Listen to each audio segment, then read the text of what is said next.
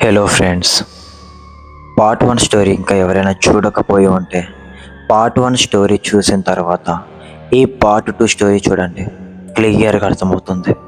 ఆ పిల్లలు 10 ఇయర్స్ తర్వాత గవర్నమెంట్ ఎందుకు మళ్ళీ ఆ అడవిలో ఆ హాస్టల్ని ఓపెన్ చేసి ఆ పిల్లల్ని అక్కడ మళ్ళీ పెట్టింది. రాత్రి 9 అవ్వగానే వార్డెన్ ఎందుకు అక్కడి నుంచి వెళ్ళిపోతున్నాడు. రాత్రి వార్డెన్ వెళ్ళిపోగానే నైట్ 12 తర్వాత ఎందుకో అక్కడ అడవిలో వింత వింత శబ్దాలు వస్తున్నాయి. వీటన్నిటి గురించి తెలియాలి అంటే ఫస్ట్ మీరు పార్ట్ 1 చూసిన తర్వాత ఈ పార్ట్ 2 చూసాకే మీకు అర్థమవుతుంది. ఓకే, ఇక కథలోకి వెళ్ళిపోదామా?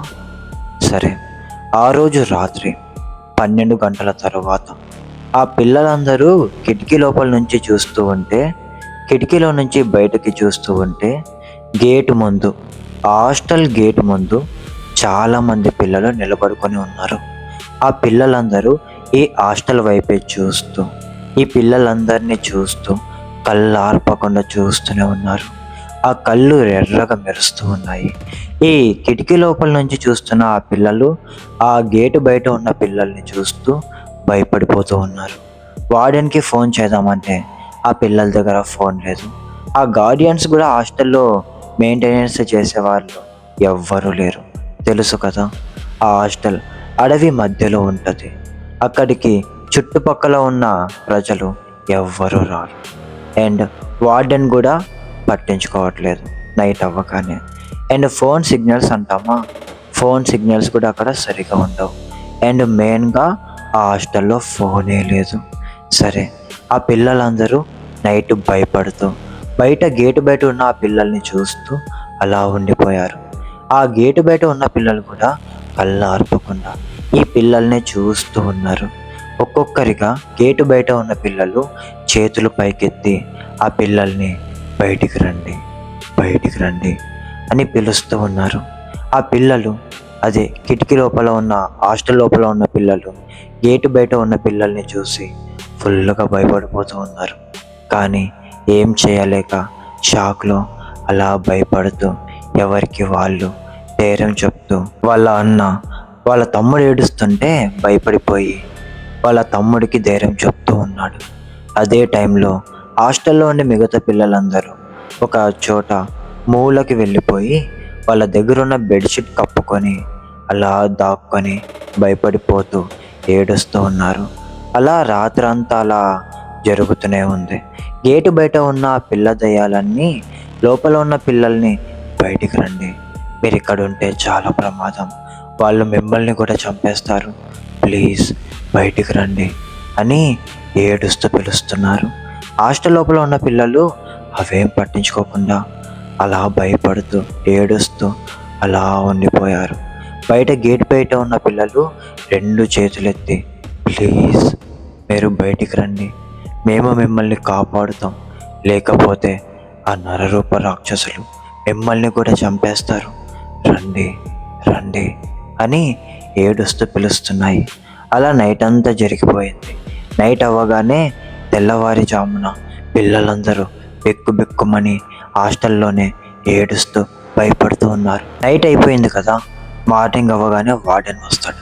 వార్డెన్ వచ్చి రాగానే గేట్ ఓపెన్ చేసి, ఏంటి పిల్లలు ఒక్కరు కూడా బయట లేరు, నేను రాగానే పిల్లలందరూ నా దగ్గరకు వచ్చి గుడ్ మార్నింగ్ సార్ అని చెప్తారు కదా, ఏంటి ఒక్కరు కూడా లేరు అలా అనుకుంటూ లోపలికి ఎంటర్ అవుతాడు. లోపలికి ఎంటర్ అవ్వగానే పిల్లలందరూ ఏడుస్తూ వార్డెన్ దగ్గరకు వచ్చి, సార్ నైట్ అంతా సార్ సార్ సార్ అనేసి ఇలా భయపడుతూ ఏడుస్తూ ఉన్నారు. సార్కి ఏం అర్థం కాలేదు. అరే ఏమైందిరా, అలా ఉన్నారేంటి, నైట్ ఏం జరిగింది అని అడిగాడు. ఆ పిల్లలందరూ ఏడుస్తూనే ఉన్నారు. వార్డెన్ నుండి, రే మీ బాయ్ రే రే మీ భయం నాకు అర్థమైంది, నైట్ మళ్ళీ శబ్దాలు వినిపించాయా, అరే ఎన్నిసార్లు చెప్పాలరా, నైట్ అవ్వగానే పడుకోండి, బయట క్రూర జంతువులు ఉంటాయి, మీరు పడుకొని ఉండాలి, మీరు కళ్ళు తెరిచి వాటిని పట్టించుకోకండి అని ఎన్నిసార్లు చెప్పాలి అనేసి వార్డెన్ గట్టిగా అరిచాడు. ఈసారి పిల్లలు, సార్ నైట్ క్రూర జంతువులు కాదు సార్, చాలామంది పిల్లలు గేటు బయట నిలబడి మమ్మల్ని చూస్తూ 2 చేతులు పైకెత్తి, మీకు ప్రమాదం ఉంది, మిమ్మల్ని చంపేస్తారు, బయటికి రండి, మమ్మల్ని చూస్తూ ఏడుస్తూ పిలిచారు సార్ అని వార్డెన్కి చెప్పారు. వార్డెన్ కూడా చాలా భయపడిపోయి, రే ఏంట్రా మీరు మాట్లాడేది ఏంటి? నైట్ ఏది చూశారు? పిల్లల్ని చూశారన్నారా? రే అదంతా పీడకల ఉంటుంది, మోసుకొని వెళ్ళిపోండి అనేసి వార్డెన్ చాలా సీరియస్గా అన్నాడు. బట్ పిల్లలందరూ, సార్ ఇది పీడకల ఏంటే ఒక్కరికి మాత్రమే వస్తుంది, అందరికీ రాదు సార్, ఇది నిజంగా జరిగింది సార్, మీరు మా మాటలు నమ్మండి, మమ్మల్ని ప్లీజ్ ఇక్కడ ఉంచకండి, ప్లీజ్ సార్ మేము వెళ్ళిపోతాం, మాకు అక్కడ అనాథ ఆశ్రమంలోనే బాగుంది సార్, ప్లీజ్ సార్ మమ్మల్ని వదిలేయండి ప్లీజ్ అని బిక్కుమంటూ ఏడుస్తూ భయపడుతూ ఆ సార్కి చెబుతున్నారు. బట్ వార్డెన్ మాత్రం కొంచెం కూడా కనికరం లేకుండా, రే ఇదంతా మనం తర్వాత మాట్లాడదాం, మోసుకొని ఎవరి రూమ్కి వాళ్ళు వెళ్ళిపోండి అనేసి వార్డెన్ అన్నాడు. ఆ పిల్లలందరూ సరే అనేసి ఎవరి రూమ్లోకి వాళ్ళు వెళ్ళిపోయారు. సరే అనేసి వార్డెన్ కూడా రూమ్లో ఒంటరిగా తన చైర్లో కూర్చొని తలపైన చేయి పెట్టుకొని భయపడుతూ ఉన్నాడు. అరే ఏం జరుగుతుంది ఈ హాస్టల్లో? కొంప తీసి ఆ పిల్లలు మళ్ళీ వచ్చారా అనేసి అనుకున్నాడు. అలా అనుకున్న వెంటనే వాళ్ళ అన్న ఉంటాడు కదా, తమ్ముడు అండ్ అన్న, ఆ అన్న లోపలికి వచ్చి, సార్ ప్లీజ్ ఇక్కడ అసలు ఏం జరుగుతుంది, ఏం జరిగిందో మాకు చెప్పండి సార్, ఆ పిల్లలు నైట్ అంతా మమ్మల్ని చూస్తూ లోపలికి కూడా ఎంటర్ అవ్వలేదు, అసలు ఏం జరిగింది ఈ హాస్టల్లో, ఆ పిల్లలు ఎవరు, మమ్మల్ని ఎందుకు చంపేస్తారు అనేసి అలా ఏడుస్తూ మాకు చెప్పారు, ప్లీజ్ అసలు ఏం జరిగిందో చెప్పండి సార్ అనేసి ఆ వార్డెన్ని అడిగాడు. బట్ ఆ వార్డెన్ మాత్రం, రేయ్ నువ్వు చిన్న పిల్లోడిలాగా ఉండు, వెళ్ళిపోయి ఇక్కడి నుంచి అనేసి కోపంగా అన్నాడు. ఆ అన్న కూడా సరే అనేసి వెళ్ళిపోయాడు. ఇక్కడ వార్డెన్ మాత్రం చాలా భయపడుతూ, చాలా టెన్షన్ పడుతూ, బిక్కుమని భయపడుతూ ఉన్నాడు. అదే టైంలో బయట నుంచి గట్టిగా ఒక శబ్దం వచ్చింది. పిల్లలందరూ ఏంటి అని బయటికి వెళ్ళి చూశారు. ఆ వార్డెన్ కూడా బయటికి వెళ్ళి చూశాడు.